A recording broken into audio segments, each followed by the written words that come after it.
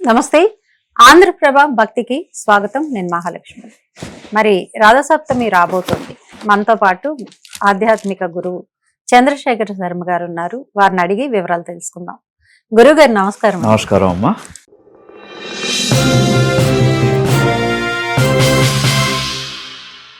రథసప్తమి రాబోతుంది అంటే ప్రతి ఏటా జరుపుకునేదే అయినా ఇంకా చాలా మందికి తెలీదు, పూర్తిగా అవగాహన లేదు. ఎలా జరుపుకోవాలి, ఎలాంటి పూజలు చేయాలి, అసలు రథసప్తమి యొక్క విశిష్టత ఏంటి? చాలా మంచి ప్రశ్న అమ్మా. జపాకుసుమ సంకాశం కాశ్యపేయం మహాద్యుతిం తమోరిం సర్వ పాపఘ్నం ప్రణతోస్మి దివాకరం. చూస్తున్నటువంటి ప్రేక్షకులకు ఈ రథసప్తమి యొక్క శుభాకాంక్షలతో మహాలక్ష్మి గారు అడిగినటువంటి ప్రశ్న రథసప్తమి యొక్క విశిష్టత ఏ విధంగా జరుపుకోవాలి. అయితే అమ్మ పేరులోనే గమ్మత్తుగా ఉంది. దీంట్లో రథసప్తమి అంటే మనకు మాఘమాసంలో వస్తున్నటువంటి శుక్లపక్షంలో వస్తున్నటువంటి సప్తమి తిథి.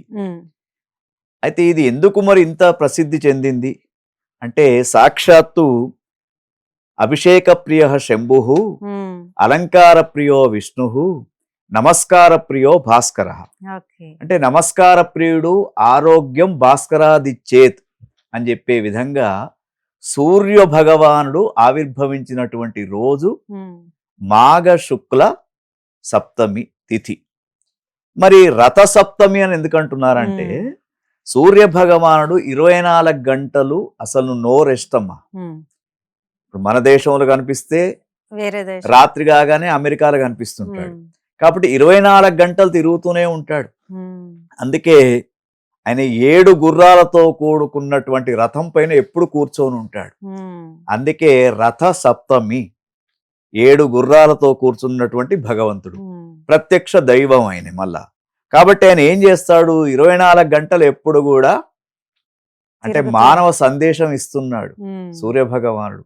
ఎవరు కూడా నేను 24 గంటలు తిరుగుతూ ఉన్నారా, నాకు అలసట లేదు, కాబట్టి తిరుగుతూ తిరుగుతూ కొత్త విషయాల జ్ఞానాన్ని పొందాలి అని చెప్తూ ఉన్నాడు.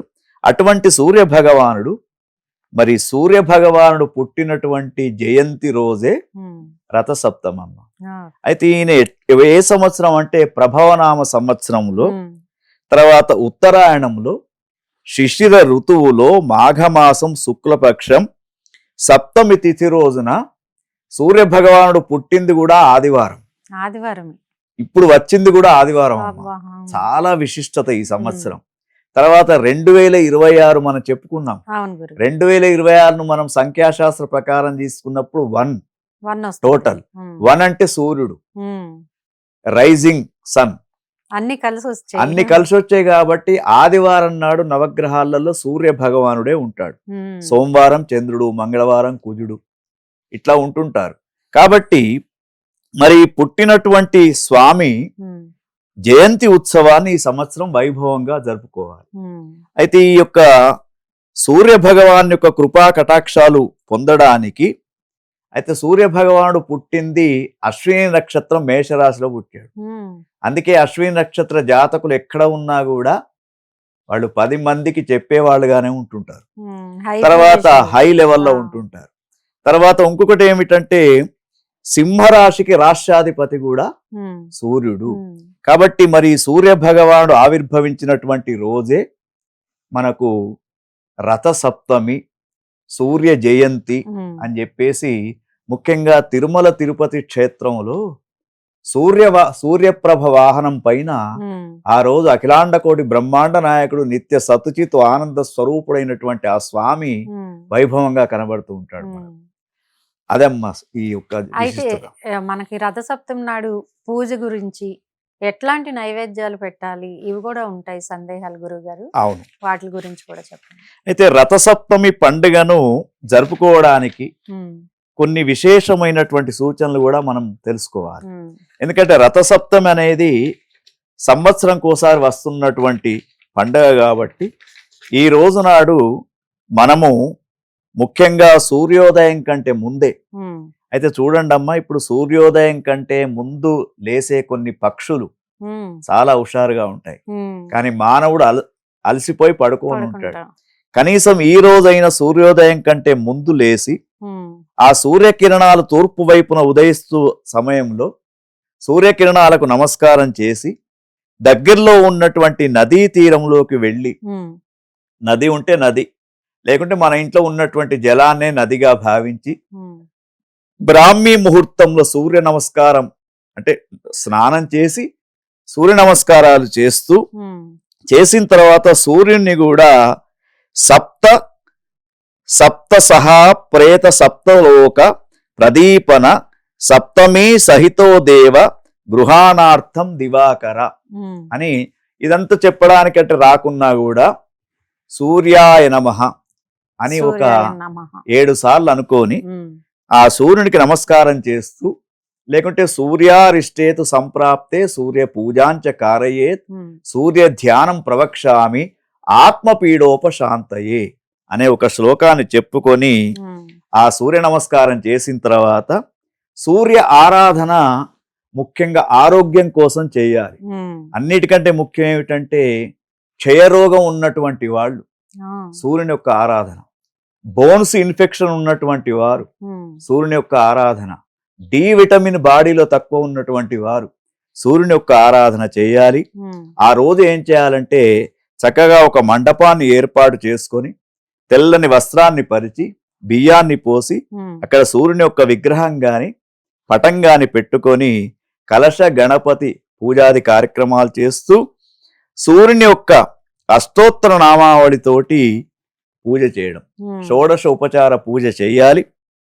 చేసిన తర్వాత మరి సూర్యునికి నైవేద్యం మీరు అడిగారు. అయితే సూర్యునికి ఒకానొకప్పుడు సూర్యుని యొక్క దంతాలు పోయినాయి ఒక పురాణ గాథ తీసుకున్నప్పుడు. కాబట్టి ఆ సూర్యునికి దంతాలు లేవు కాబట్టి మా ఆయనకు బెల్లము బియ్యంతో తయారు చేసినటువంటి పాయసాన్ని, బెల్లంతో చేసినటువంటి పాయసాన్ని నైవేద్యంగా పెట్టడం, తర్వాత ఆ పెట్టినటువంటి నైవేద్యం తీర్థ ప్రసాదాలు కుటుంబ సభ్యులంతా తీసుకోవడం, తర్వాత సాయంకాలం వేళ ఆ స్వామిని మళ్ళా పూజించి పునఃపూజ చేసి ఆ విగ్రహాన్ని కదిలించడం. మరి పూర్వకాలంలో ఈ యొక్క పూజ చేసుకున్నటువంటి వాళ్ళు ఎన్నో ఫలితాలు పొందారు. మొట్టమొదటి యొక్క పూజా విధానాన్ని శ్రీకృష్ణ పరమాత్మ ధర్మరాజుకు చెప్పాడు. కాబట్టి ఇది చాలా విశేషం.